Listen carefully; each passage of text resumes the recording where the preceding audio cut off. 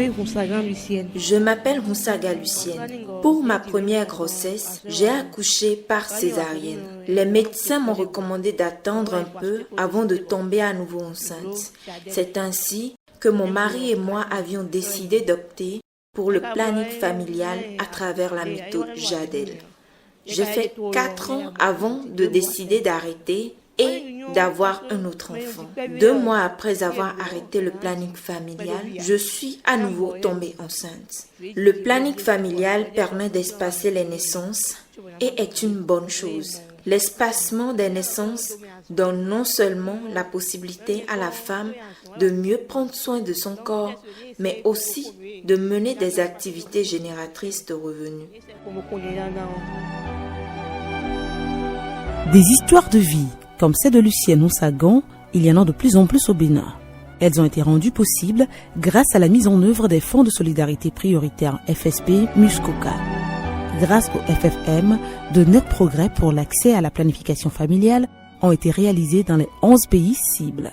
Au Bénin, le nombre de femmes utilisant une méthode moderne de contraception est en nette progression par rapport aux années passées.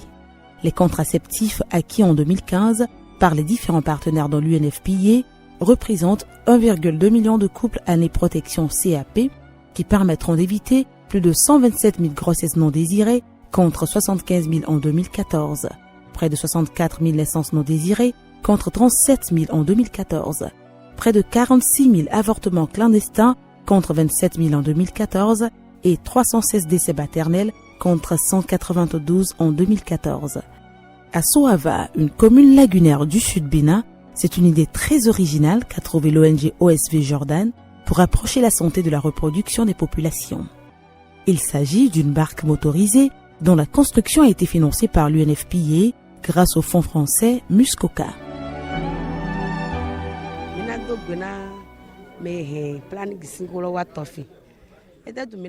Nous devons vraiment saluer et remercier ceux qui ont amené la planification familiale ici en milieu Tofin. Les femmes sont vraiment plus épanouies grâce à la planification familiale.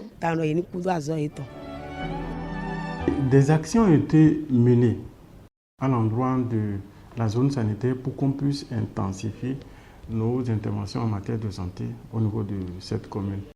Moi, je peux dire tout de suite, et ce qui peut même justifier les résultats obtenus au niveau de cette zone, c'est la mise à disposition de l'équipe cadre de la zone sanitaire d'un véhicule tout-terrain et qui nous permet aujourd'hui d'assurer la liaison, de faire le suivi des activités sur le terrain.